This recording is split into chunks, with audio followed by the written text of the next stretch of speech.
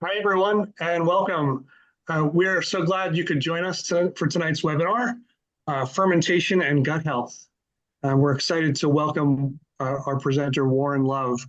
Warren is a Food Shed Alliance board treasurer and longtime supporter of our mission to lead tonight's session on fermentation and gut health. Warren has served on our board since 2013 and brings a deep passion for traditional probiotic-rich foods and their role in overall wellness. So before we dive into tonight's presentation, I'd like to take a moment to introduce the Food Shed Alliance, the nonprofit organization behind tonight's event. The Food Shed Alliance, at the Food Shed Alliance, we are dedicated to building a resilient, sustainable food system right here in New Jersey, one that supports farmers, protects our environment, and ensures equitable access to fresh local food for all. We believe that farming, food, and the environment are deeply connected, yet small and mid-sized farmers face increasing challenges, limited land access, and a changing climate, and a food system that often puts profit before people.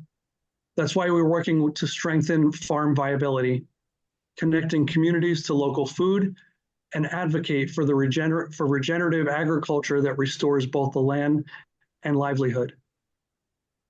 Educational events like tonight's are a key part of that mission, bringing together farmers, producers, and community members to celebrate sustained local food traditions. With that, I am thrilled to turn things over to Brianna. Brianna is our marketing coordinator here at the Food Shed Alliance, and Bree leads all of our marketing and communications and is hosting tonight's session. She'll be introducing our featured speaker and get us started. Take it away, Bree. Thank you, Eric. Hey, everyone. Welcome to today's webinar. Today, we will be talking about improving your gut microbiome with fermented veggies. This program is supported by a 2022 Specialty Crop Block Grant Program in the U.S. Department of Agriculture. Content is solely the responsibility of the authors and does not necessarily represent the official views of the USDA.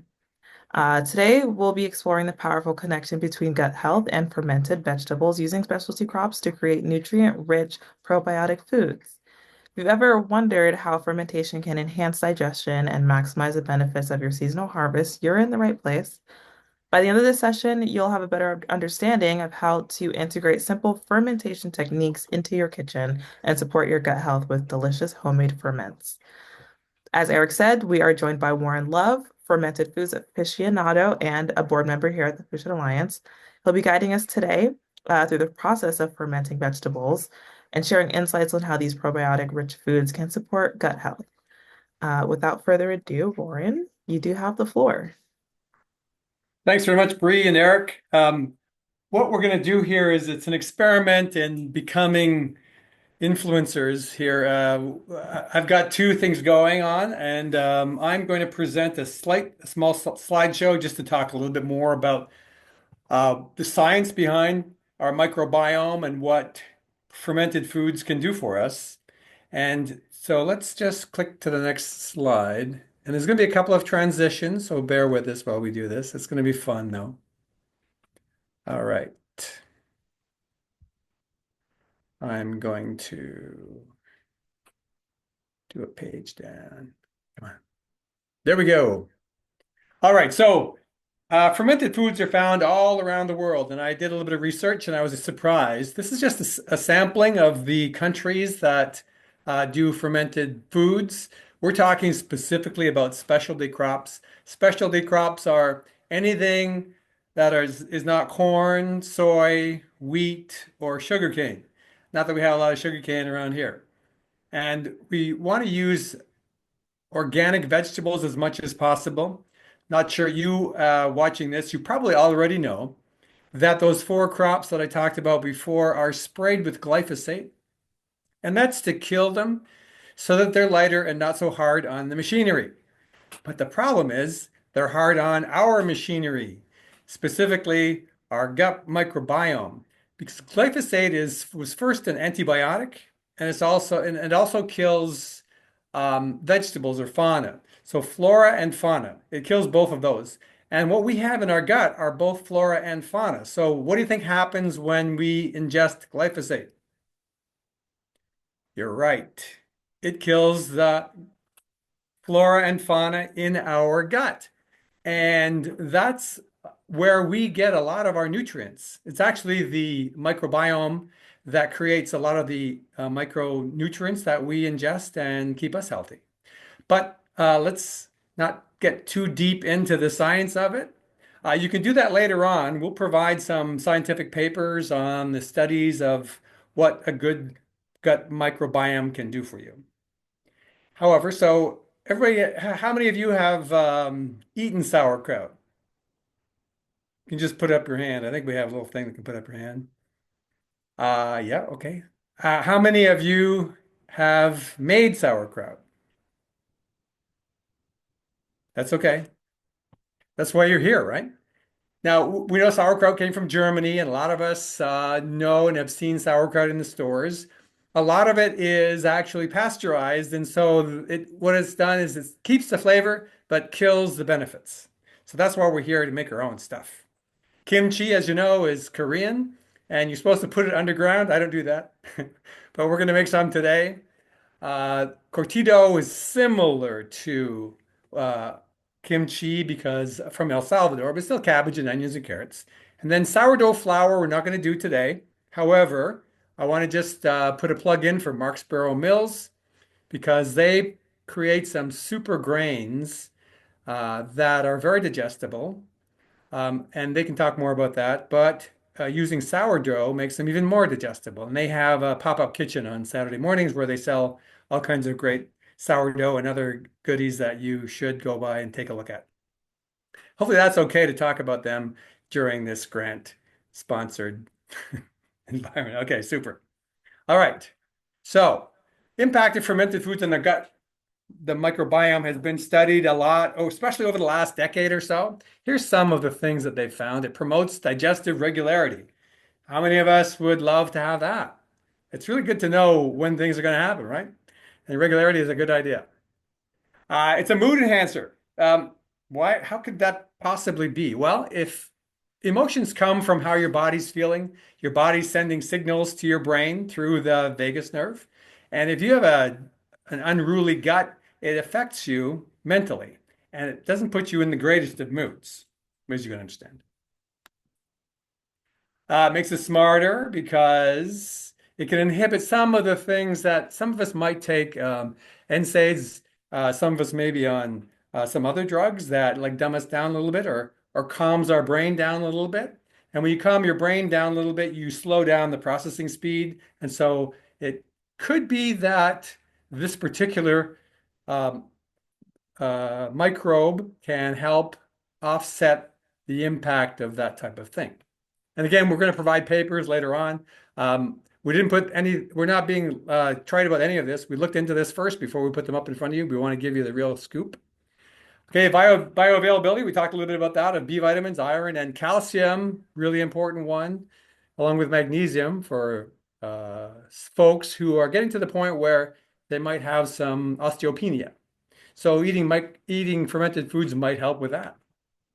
And then skin.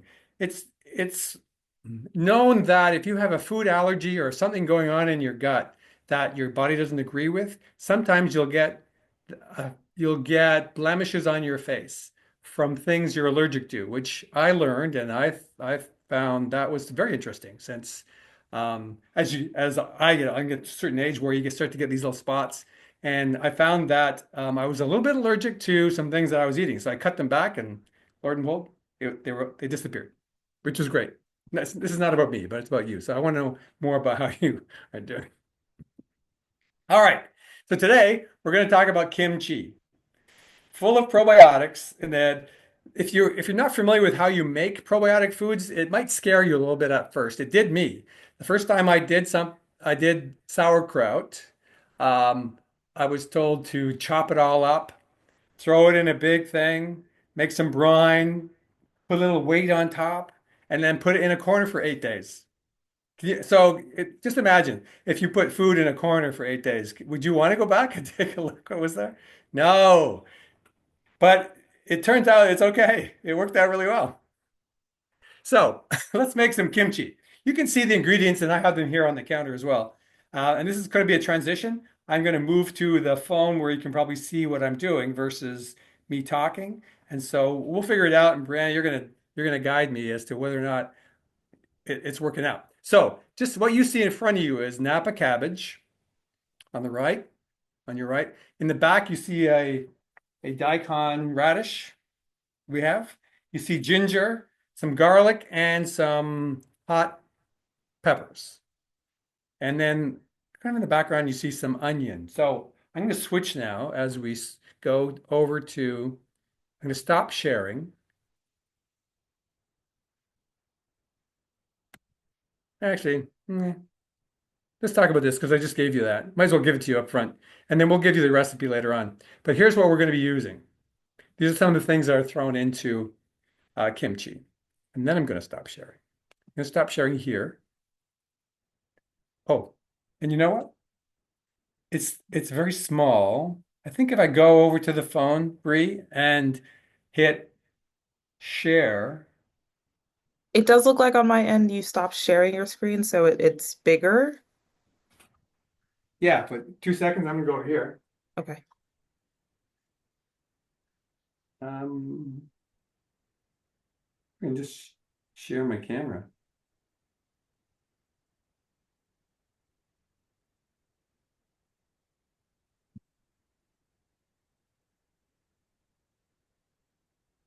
Okay, look at that. That's good to Now you me. can't see my face, which maybe is a blessing, but these are my hands. So I didn't get a chef to come in and replace me because you can't see my face. Um, are you ready to go to make some kimchi? Haha. Okay. So first thing you need to do kimchi to prep is you're going to take this Napa cabbage and you're going to chop it up and you're going to put it in the fridge for about 8 hours in water. And then so it's going to end up looking like this. Yeah, I cheated. I prepped a little bit. So you're just going to soak it for a while. Then we're going to drain it, which I won't do. But that's what it should look like for 8 hours in your fridge. So let's chop it up. I got a bigger bowl. So what we're going to do is we're going to chop this up. And hopefully it's just the cabbage that I chop up.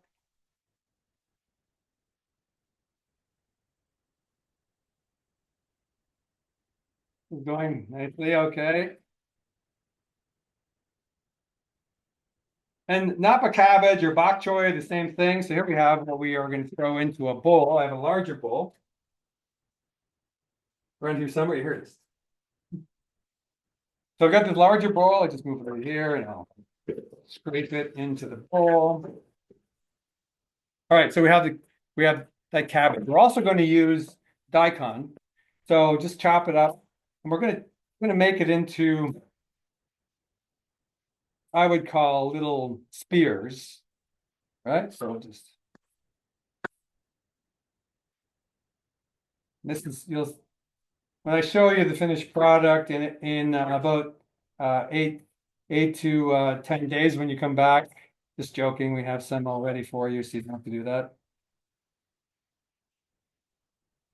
So the objective here is to get it into little spears. Now, if you can't get a daikon radish, you can just use carrots. I picked these up at one of my local grocery stores.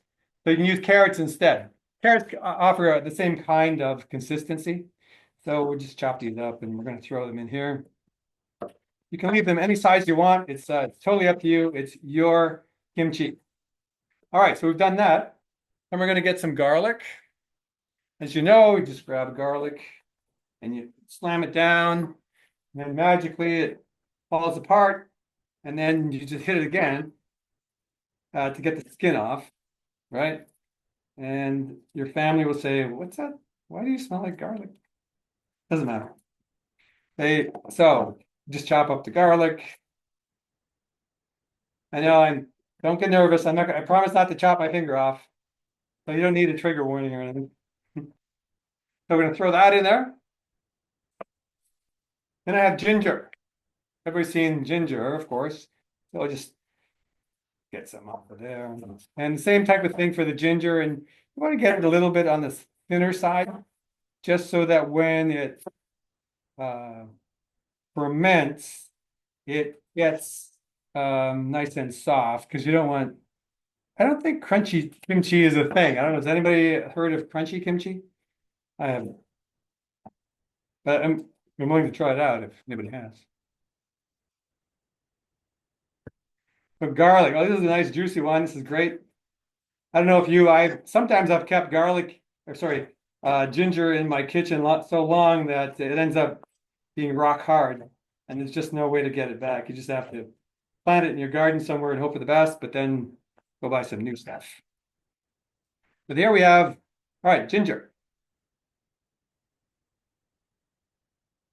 I'm sure there's no questions since I'm really just chopping stuff up in front of you. What does everybody think of doing something where we do it online like this, and we send the ingredients out in advance, and then you cook along with the presenter? Is anybody interested in that type of a thing? Let us know just in the comments.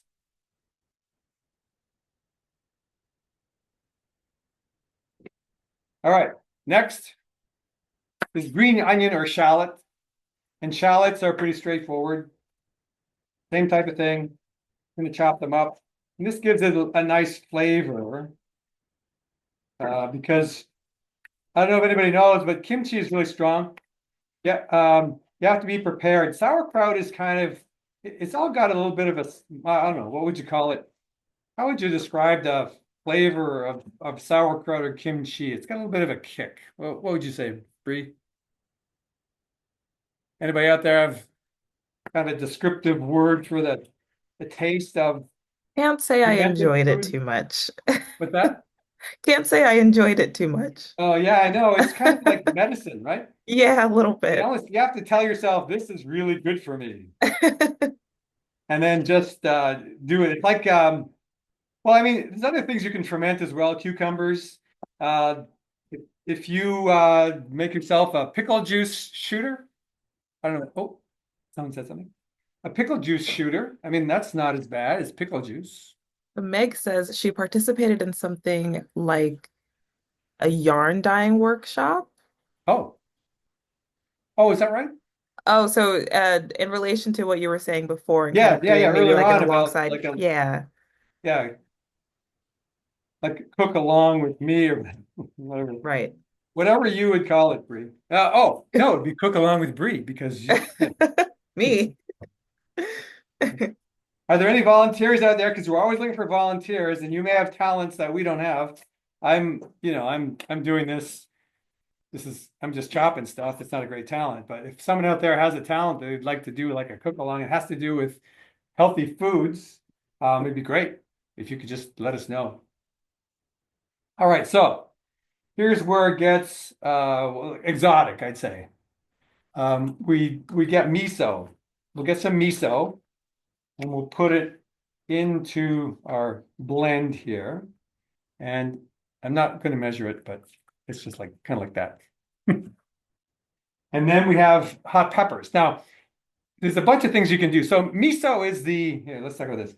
Miso is the vegan version of this. You can also use fish sauce or shrimp sauce to put into this. And a lot of the kimchi you'll get in like maybe Costco or other places is probably fish sauce. Not sure there's a miso version of this, but we're doing a miso version just because I had these miso here. And some people prefer that type of approach to things. So we've got all the vegetables in there. Are there anything that's missing? I didn't put any carrots in, but you know what? Let's put some carrots in since I have them here. It's going to add some color that we don't already have, and it's going to give it a different flavor. So this may not look like kimchi, but when it gets fermented, it'll look different. So we've got the miso in there. And so you decide how spicy you want your kimchi to be. This is probably going to be okay. Seems like a lot. You wouldn't put that much on your bolognese pasta, but this is going together. So should I do it with my hands? No.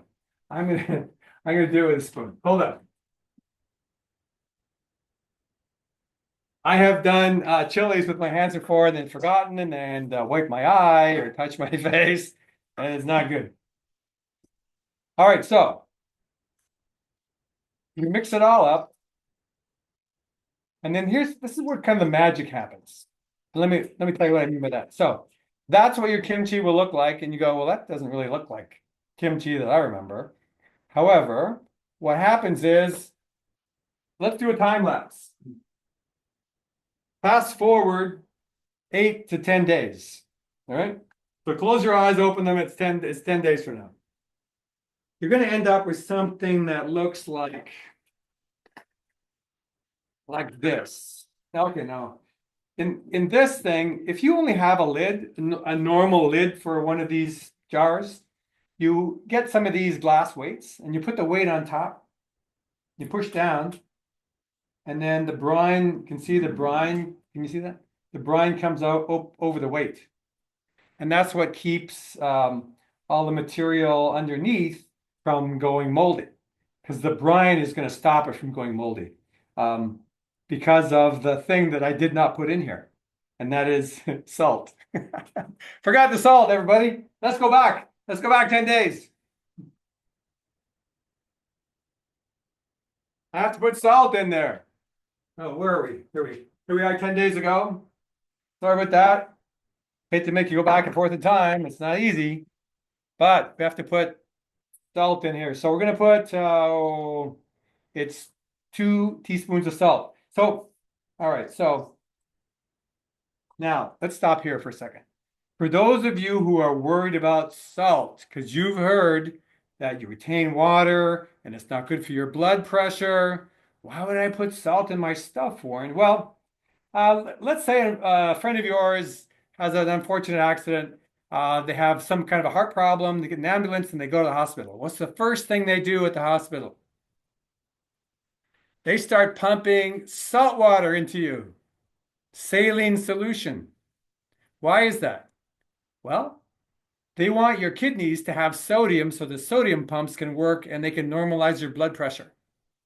But don't believe me, look it up later on. So salt, good salt, like Celtic salt or sea salt, Celtic salt's the better one, does a lot of things for you. Now, don't listen to me, and I apologize if your doctor just told you to be on a blood pressure pill or to take Lipitor or whatever they've told you. Look up why sodium and salt is very important for you. And then apply that to why it's okay to eat salted fermented foods. I don't want to start a controversy, if so to speak, but if you look it up and do a little bit of research on your own, it's not called research, it's called reading. So go and read and check it out. All right, so now we have a salty raw material. Okay, we can go back to the future now. Here we go. So this is salty now because we put salt in it. So we take the little, I'm using my fingers because it's just going to be eating it. So you take the little weight out, and let me just show you what the kimchi looks like. You probably know, but you'll see all the elements that we have here. You can see the cabbage. You can see the green onion. You can't see the garlic or the other part of the green onion that was from the top of it. But let me just, oh yeah, you can, there you go. That's what it looks like. I'm not sure what the color looks like on my computer. It's not so great. But that's what kimchi looks like after, could be 10 days. It could, the warmer it is, the best temperature is about 70 to 72 degrees for those 10 days. And you'll get this effect. If you want it, that'll be a little bit crunchy. If you want it less crunchy, you should go for 2 weeks or longer. And then once it's ready, and to stop it from fermenting even more and getting mushy or bad, you put it in the refrigerator. And then it'll last 2 to 6 months. But it won't, because you did such a good job. It's so tasty, you're gonna finish it off. All right. So that's how we make kimchi. Are there any questions or any things that I skipped over besides the time travel thing on what you can do? to There make was kimchi? one question in the chat. They were asking if Himalayan pink salt would also work. Absolutely. Yeah. Yes. That's in fact that's what I put in. I said Celtic salt, but I actually used here's my Himalayan pink salt right here. I had one question. Is there much of a difference between the different types of salt? And if so, what is that? Yes, I mean there's some people who believe that some Himalayan pink salt has heavy metals in it. Which, by the way, you can just eat a little bit more cilantro. There was an interesting event at a hospital. They had some patients that started leaching heavy metals, and they go, "What? All of a sudden, what's going on? These people are leaching heavy metals? That this is good, but we don't know why it's happening." So it turned out that they had just hired a bunch of new people, and they had Hispanic background or heritage, and they were using a lot of cilantro in cooking in the soups. And so the cilantro was helping to leach out all the heavy metals that nobody wants in their system at all. So if you use Himalayan pink salt, that's okay to do it. It's mined, right? So it's going to pick up whatever other elements are in with it, which could be some heavy metals, cadmium, whatever you want. But we're versus Celtic salt, which is actually distilled from ocean water. And so you don't get any of the metals because the metals fall out before it's distilled. That's the only difference. There's different profiles of salt. The Celtic salt and some other things of that sort have a lot more essential minerals, and especially magnesium and manganese, which are important for bone health as well. Any other questions? Bree? Uh, that answers my question That, about salt. okay. We covered the salt issue. Um, I guess what are some other things you've fermented Oh, in the past, I and guess? yeah, exactly. So I have not those if you the full chart I showed at the beginning of the origins of some of the fermented foods, it also showed fermented fish, fermented meat, and all kinds of Oh. stuff that I wouldn't really attempt. Um like jerky is fine with me, but I'm not sure that I would, and maybe they ferment it. I don't know. Does anybody know if they Wow. ferment jerky I have no on the idea. here? Anybody in the viewership? No? I don't either. But Wow. we've also fermented cabbage, obviously, to make sauerkraut. Pickles, fermented cucumbers, right? To make pickles, that's what pickles are. And at the food shed farmers market, we have the pickle people there all the time. So Right. that's another way to get fermented food. So and there, don't worry as much about the salt, but I think the salt they use is different. However, don't worry about the salt on in your kimchi, the one you've made. And Bree, we have the recipe. I don't think we do. I think we have a link. I'll provide a link to the Sure. recipe. I found one online that's pretty good. And so we can do that as well. And everybody can just ask for it in the comments and we'll send it to you if you want us to. Right. Is We that can okay? drop it in the chat or this video is also being recorded, so this will be up on our website by Monday, and then there'll be resources and the slideshow and all of that stuff will be Great. provided in there as well. Okay. Um, Here, I'm just gonna, someone wants a visual. Here's the stuff. These are just my show cabbages.